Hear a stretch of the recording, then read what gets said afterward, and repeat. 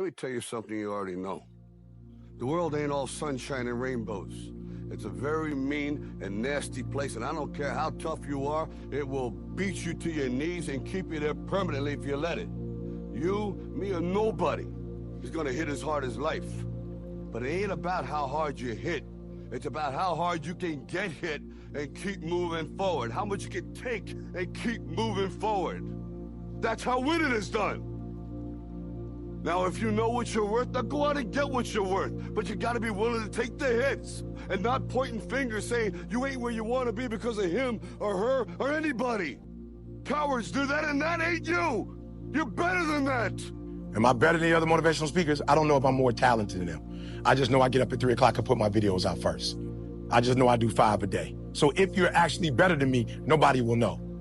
All right, watch this. Tony Robbins back in the day, Les Brown back in the day, when you watched a 2-minute video and you ordered one of their videos, how long you think it take for the CD to get to the crib or the DVD to get to your crib? Anybody, how long you think it takes? 4 weeks. I did something nobody else did. I gave away my content. I put my content out every day. You're probably in love with ET at that point. You about to get a divorce. You just failed your bar exam.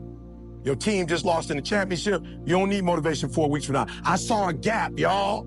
I saw a gap in the industry, and I said, just give your stuff away for free. And guess what? When you give it away for free, they will be endeared to you because I believe the content is sweet. You know when you go to the grocery store or you go to the mall and they say, try fried rice. You're like, yo, I'm good on that. No, try fried rice.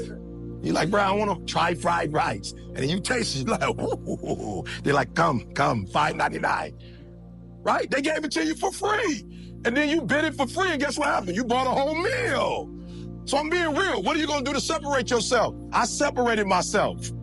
I started getting up early, 3 o'clock in the morning. I'll never forget a kid from Chicago told me, like, yo, E, you talking about thank God it's Monday. You release your videos on Sunday night. I said, bruh, it's Sunday in Chicago.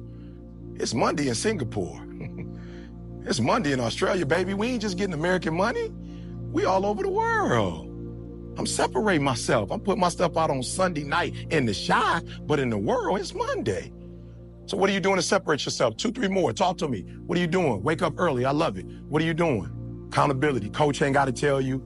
Your mama ain't got to tell you. Your daddy ain't got to tell you. But that's what happened when you got an entitled spirit and you think you there already. You don't hold yourself accountable. Good. Talk to me. Good. Figure out your priorities. Give me some of your priorities.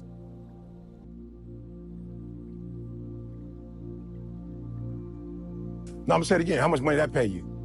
But staying in the gym could possibly do what? Take care of your family. Good. Somebody else. Love it. Talk to me. Bro, when I see these bros making, when I see them making paper, this is what my mama used to tell me. My mama say, if he got his mail, then that mean the mailman is on it. When I watched, and this year he got, I'm like, bro, we can make that kind of money. Let's go, eh? And guess what? It don't mean I'm gonna make the same money, but it shows me I can be a millionaire as an African-American male who puts in the time with his craft. So I'm not watching what other people are doing, but am I being inspired by other people? Absolutely. So we're not watching what they do because guess what happens? Just because a man is on top one day, it don't mean he's gonna be on top forever.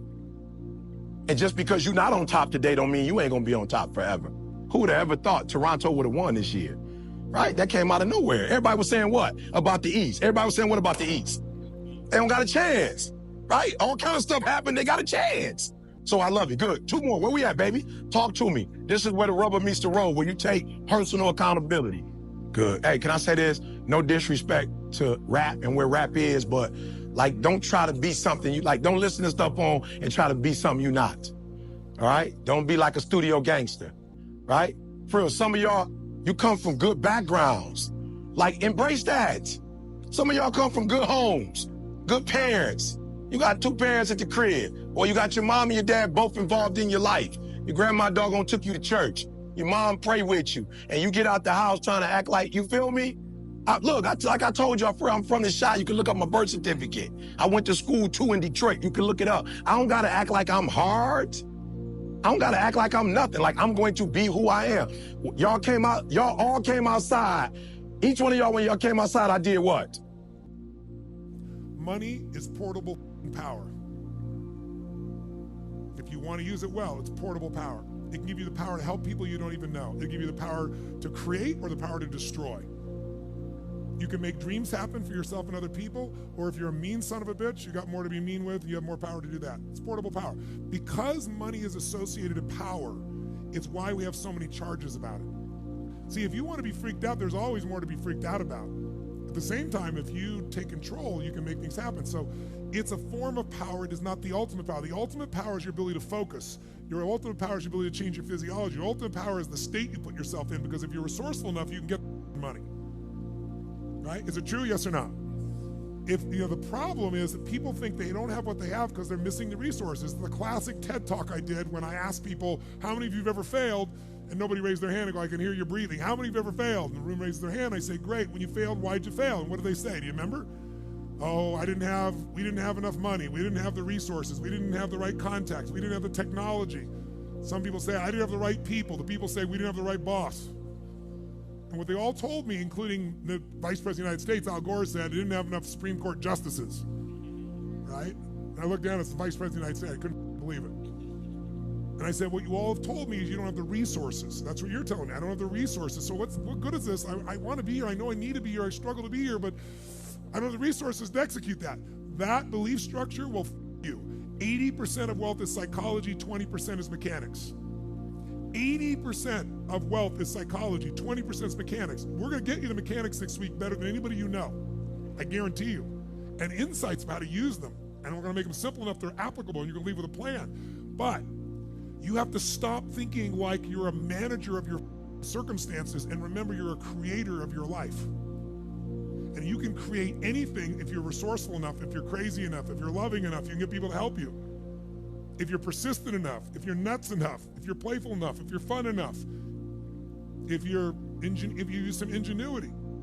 So here's what I mean by being master of meaning. Be the master of an empowering meaning. If you're gonna have a great life and a great relationship, you've got to find an empowering meaning. You gotta find the best in it. And what'll help you with empowering meaning with your partner is one core belief that's gotta become part of your blueprint. They have nothing but positive intent with me. No matter how it looks, no matter how it sounds, underneath all this is positive intent. The intent may be they're just trying to serve. Well, and I'd rather have them home than going out and working harder. But in their nervous system, that's the only way they know to guarantee that you're taken care of, loved. It is not rational. It is the animal in them, and it must happen. Instead, you have to come up with a new meaning, go, I got a woman that cares that much. Your chances of being a great fighter or good enough to make a good living is about 100,000 to 1. And if you spend the most of your life trying to be a fighter and you get hurt or you don't make it, your whole life is ruined. It's too late to get education. It's too late to look for trade or something to fall back on. I say, no, take your education, take your mind while you're quick for developing, go to school, learn to read, learn to write, be a mechanic, be a doctor, be a lawyer. Go now, learn, get your mind conditioned, spend one day. Same with basketball, same with football, same with baseball. You can't be like Muhammad Ali or Joe Frazier. We are two little black boys who came up to be the biggest drawers in the whole world. And don't think because I made it, I'm gonna tell you to go box. No, get your brains together, box the exercises, but get your brains together. Because I made up in my mind before I even stepped into the doctor's office that no matter what the outcome was, I wasn't quitting, I wasn't giving up, I wasn't stopping. That's not my pedigree, that's not who I am, and so I'm not even gonna entertain it. And I think the quicker you eliminate something, the quicker that you make up in your mind you're gonna get to the outcome. It's just like the Navy SEALs. It's just like the SEALs. That's why the SEALs are so bad. They make up in their mind before the mission that they're going to complete the mission. They make up in their mind before they set out on a mission, we are going to complete the mission, meaning if it does not kill me, if I get an arm injury along the way, a leg injury along the way, a feet injury along the way, if you do not kill me, you will not stop my drive. No petty adversity will not stop me. I have to complete every mission that I set out on. One of the greatest pieces of advice that my mother gave me was this: son, whatever you start, you make sure you finish. And the problem with the world today, people get involved with things, and if they don't like a certain person, if they don't like the process, if it's not what they thought it was, they quit. And what they don't understand about quitting becomes a habit that doesn't just affect you. Later on in life, when you get a wife and you get some kids or you get a family, it's going to come back to haunt you, and it will one day affect them. That is why I tell you the process is more important than the product. It's not even about the outcome for me. It's about, can you take pride in what you do as an individual, and every night when you look in the mirror, knowing that you gave everything you had to it. And no money doesn't have to be attached to it. It's about learning to work from the inside out in life and not from the outside in. When you work from the inside out in life, you understand your why, you understand your how, and you understand your what.